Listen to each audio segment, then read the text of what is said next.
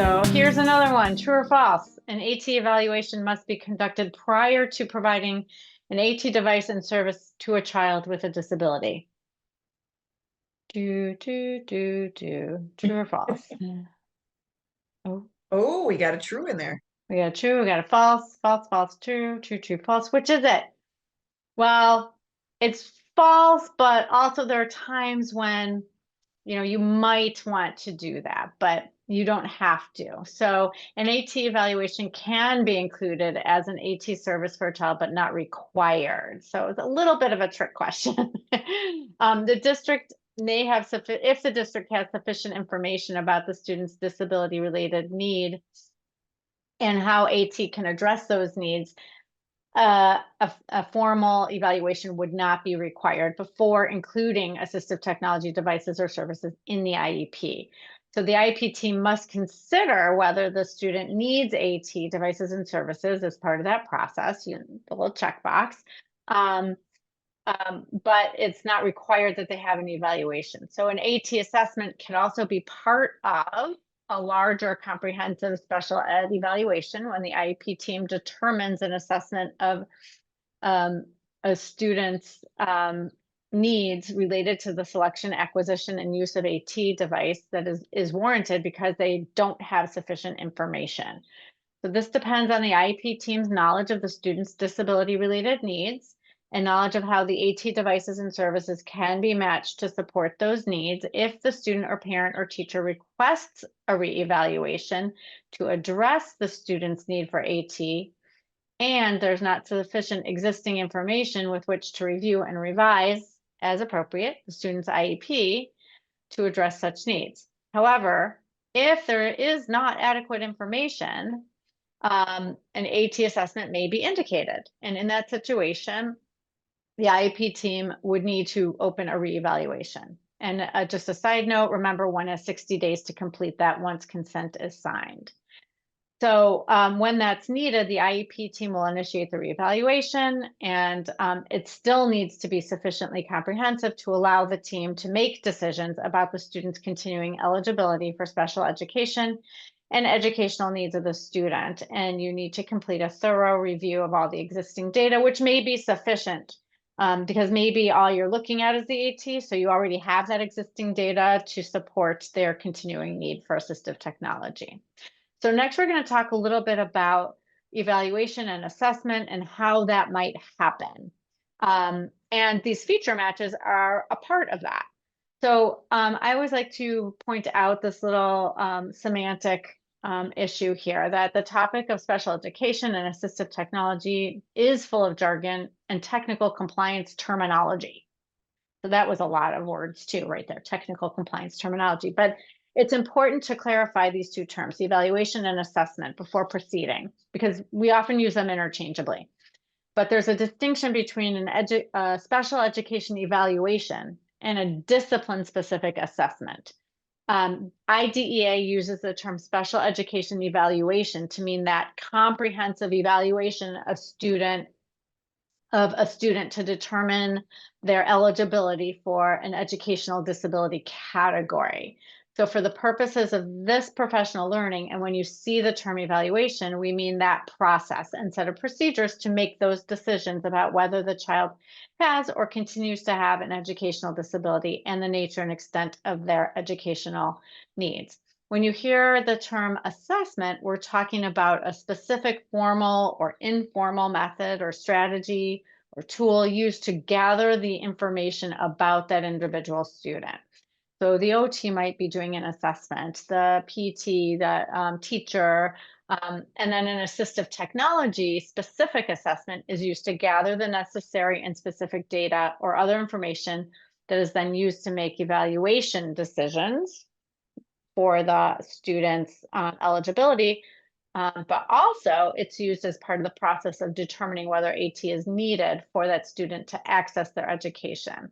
And it is a process. So you are going to see there's not a one-size-fits-all strategy, and using a process to consider whether AT is needed is best practice. So we're going to share some tried and true processes in the next slide, next few slides, actually. before you start that, Michelle, just as Mhm. something that I always keep in the back of my head is it just kind of helps to clarify things in the team, is that if a student has an IEP or a 504, Thank you. Yeah. then you can take a look at it and say, do they need assistive tech? Assistive tech is not a qualifying service. Like, for speech Right. and language, adaptive PE, OT, PT, you have to be so much behind in whatever to qualify.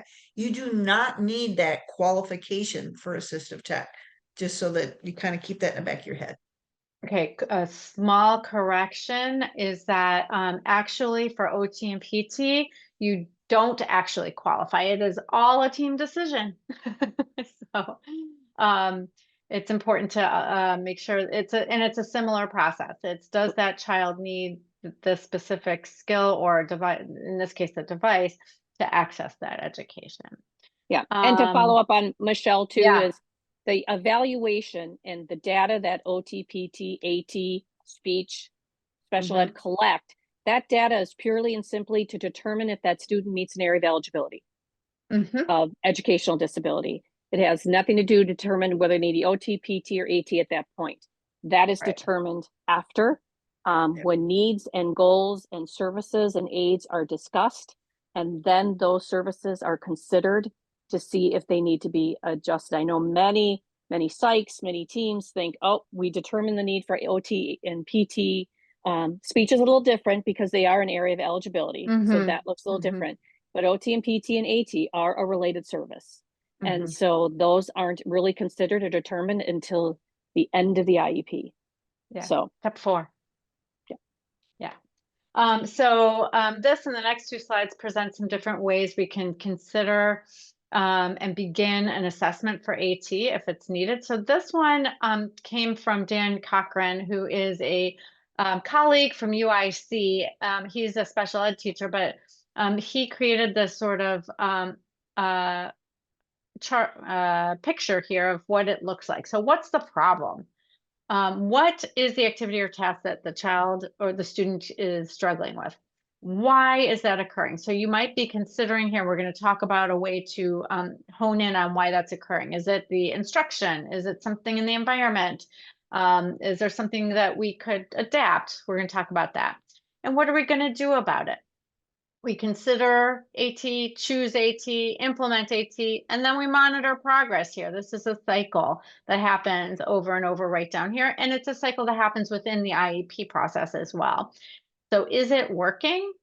And if it is, we just keep going and then identify if there's another problem. Oops, clicking on the wrong spot. So another tool that we often use, and many of you may have heard of, is the SET process. And again, these are 2 processes. You're not going to go and say, I need the AT assessment from the shelf. There's no one assessment tool or evaluation tool. We may need to evaluate strength and range of motion, or I don't know, you might need to evaluate how the child speaks or communication skills in order to hone in, but that's only a piece of the big process. So student environment tasks and tools are what you are, is the process that you are evaluating, and it does not need to be completed in order. And in fact, there's often overlap with these. This was created by, I believe she was a teacher, Joy Zabala. And this is a link here that has all of her resources on it. Sadly, she passed away a few years ago, but she was doing a lot of work with this process. It does not come up and identify a specific tool or device.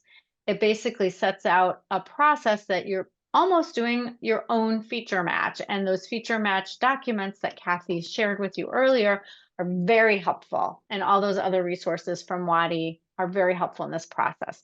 So you identify areas of concern, gather information related to the concerns, analyze the information, generate and prioritize potential solutions. You develop a plan to identify which is the best solution. So you collect data on effectiveness. And then you might revise it as indicated by the data, just like that chart I showed you a few minutes ago. So it's an ongoing process. You want to keep doing this as more needs arise, as technology changes, all kinds of things happen with that process. And I just wanted to share some forms with you here. These are some of the example forms that you'll find on her website. And what I love about this is that it walks the team through and includes accountability for who is going to be trying these tools and strategies. This one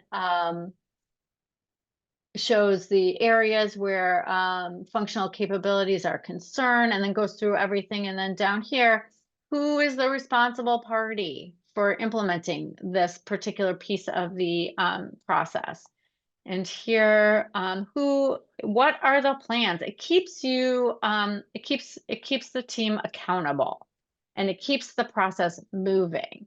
So these are just some examples of the forms that I wanted to show you.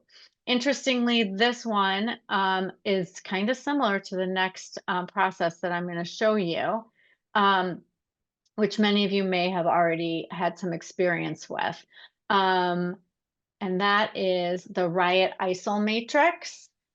This framework comes from the world of education, and it is not itself a data collection instrument. Instead, it's a way to organize a framework to increase the IEP team's confidence, both in the quality of the data they collect and the findings that emerge. So when thinking about assessment and evaluation, it is important to remember and help others understand that there are different ways to collect information, and tests are not and should not be the only method.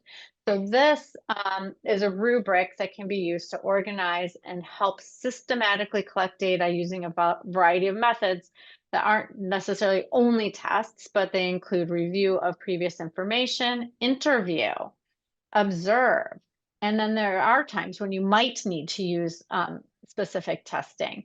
And in a minute, we're going to talk about who are we reviewing or interviewing and observing. And we often focus all of our assessment efforts on that student and their test scores, but there's many, many factors that impact that student's performance, but are still alterable by educators. So the other part of the matrix is the ISIL: instruction, curriculum, environment, and learner. So we have the review, interview, observe, and test up here.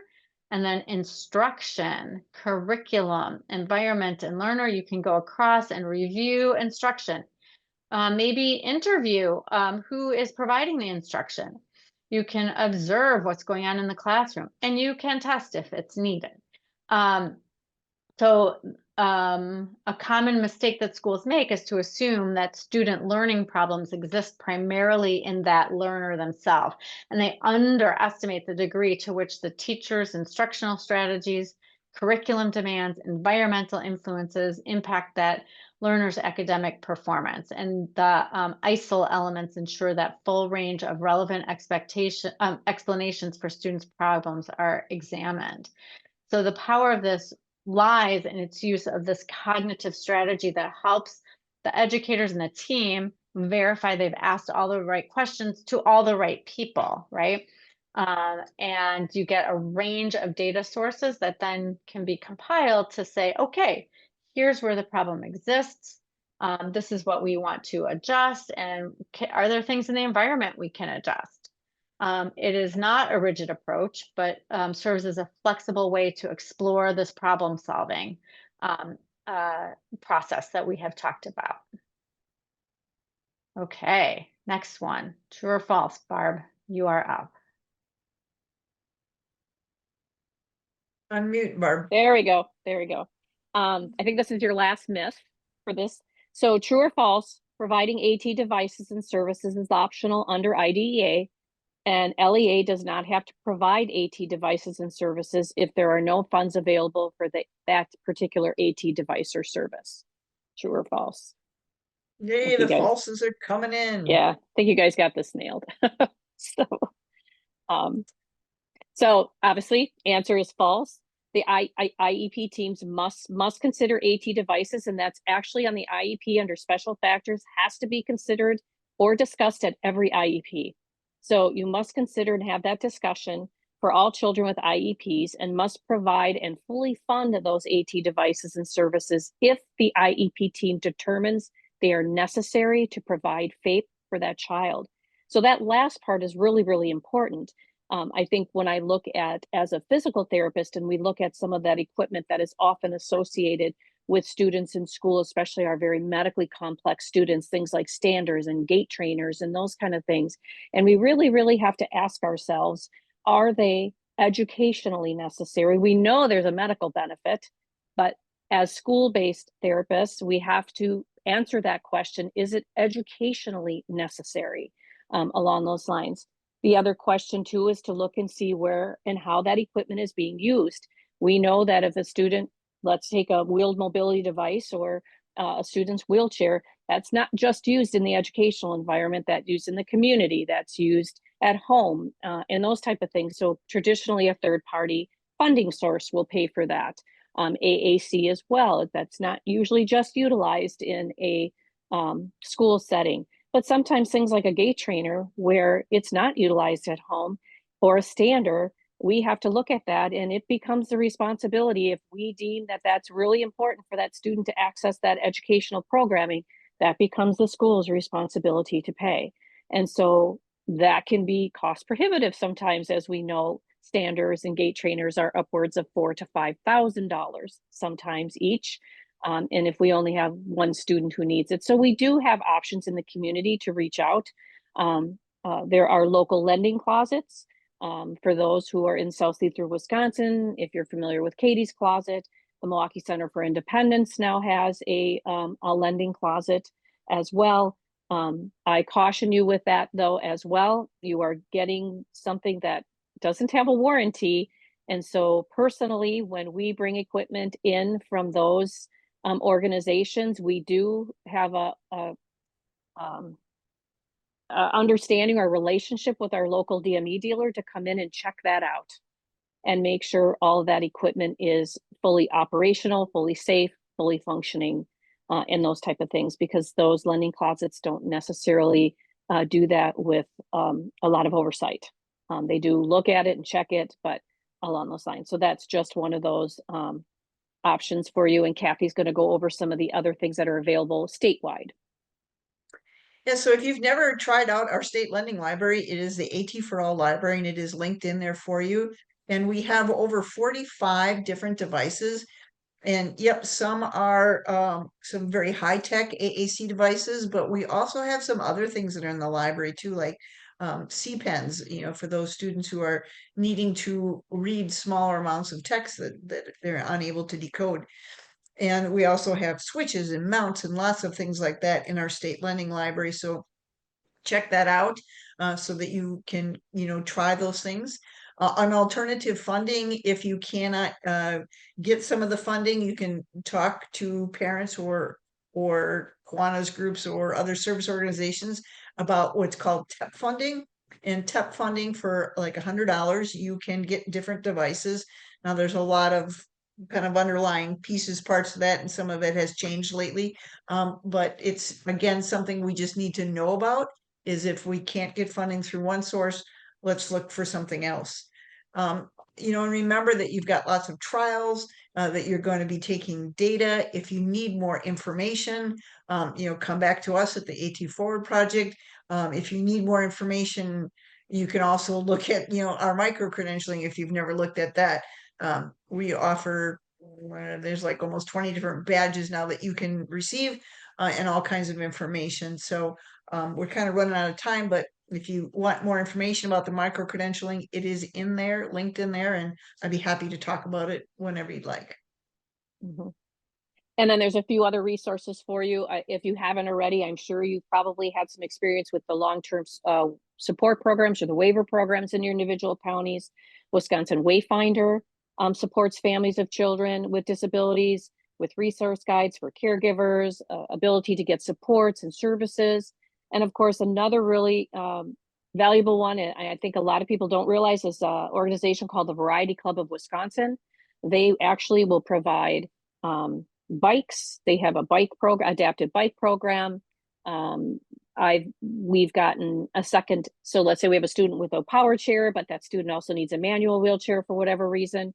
They will oftentimes have provided funding for that, funding for sports chairs. iPads for communication. So great resource there. And of course, some of your manufacturer reps, Freedom, Discover Care, Chatter Matters Communication Camp. They do a lot of sponsoring of those individual organizations and things as well. So a lot of resources out there to help you help your district from a budget, because we know budgets are an issue everywhere. There's referendums everywhere. Understand that. So there are resources out there to help with the cost of some of these high ticket items. So we're going to go over this quickly because we are coming down to the end. So AT, as you know, has to be addressed and documented on each IEP.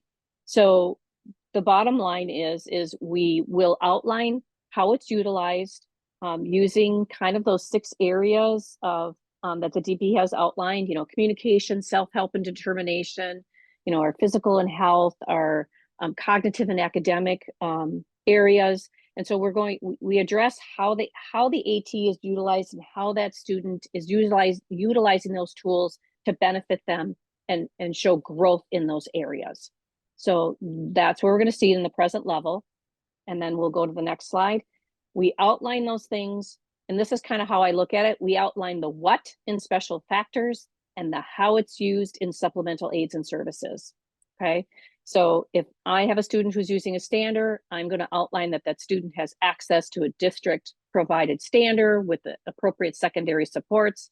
And then under supplemental aids and services, I will say the student has a positioning program. They are placed in that stander, however that looks. Okay. And that's true of anything that's outlined in special factors, visual schedules, AAC, mobility devices, those type of things. What is outlined has to have a reciprocating box under supplemental aids and services on how it's used or when it's used. Okay. And again, so related services, that AT is addressed in 2 different areas. So we know that AT is a related service. So that service is when that individual in your district who is specifically providing that AT instruction to the student directly, that's a related service. It's no different than OT and PT. When we are doing direct support services with that student, it is outlined under related services. So if the AT part of the AT team or the AT support is teaching that student how to use their word prediction or their co-writer or those type of things, the minute that they're using it, that's documented under related service. But oftentimes I do a lot of my training with the support staff, with the paraprofessionals, with the special education teachers, because they're the ones who are going to be utilizing it and promoting that with the student every day. That documentation would go under program modifications because that's on behalf of the student. And so I would outline that training AT to train staff on the necessary tools, or the speech and language pathologist to train the staff on the utilization of the AAC device. That would go under program modifications. Okay. Any questions on that?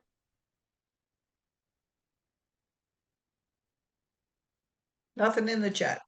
Okay, great. Okay. Kathy? Yeah, and we probably are going to run really short on time, but we just wanted to make sure that you had some of these too, that we wanted to look at some of the different feature matching, and sometimes we forget about things like organization. And we did talk about earlier that writing and spelling and reading are different. But just as you go through these, just think about, again, are the accessible supports in place to manage like those larger tasks? Like what Michelle was talking about with, to look at that environment, to observe what's going on in the environment. Does the teacher just blanketly just put it on the board and they just write it, and maybe your student has low vision and you're like, oh, wait a minute. Maybe we need to do some consideration of that because the student was unable to see that. So whatever the problem is, this is going to help you kind of look through there. It's just a way of to kind of step you through things. Did you want me to show them the other ones too? We've got about 5 minutes. Okay. Well, all that's left are resources. So Okay. let's look at the seating Sure. and positioning. Mhm. Again, I don't know, Barbara, if you want to talk a Sure. little bit about it. What is it? Are there accessible supports in place to assist a student who needs to have movement while they are listening or working in the classroom? So we look at that. What kind of fidgets, what kind of movement strategies can we have in place? Standing desks, rockers, fidget bands, those type of things. Are there accessible supports in place to assist a student who needs to have movement while they are listening or working when adaptive equipment may not be available? Okay, so as they're moving through the school environment, or that kind of stuff. Do we work at heavy work? Do we make sure their chair and desk are at the correct height? Proper workstation setup. I think, and we all know these. How many times have we gone into a K4 or a kindergarten classroom and all the desks are the same height and all the chairs are identical, and yet we have teachers saying, "Oh, Johnny's just falling all over the place," yet his feet are 3 inches off the floor, and they're wondering why Johnny can't sit up and he's leaning and this kind of stuff. So we really need to work with that education with teachers and teams and have them understand we're not all the same height along those lines. So again, works you through different scenarios. We kind of try to create as many scenarios as we could think, and then giving you some resources to kind of look at how to problem solve through those resources.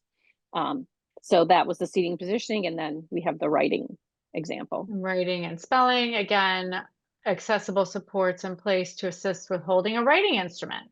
Right, so there's some options here for you to start with. Are there accessible supports in place to hold a student, to assist a student with targeting issues on a keyboard? And then here are some options for those kinds of things.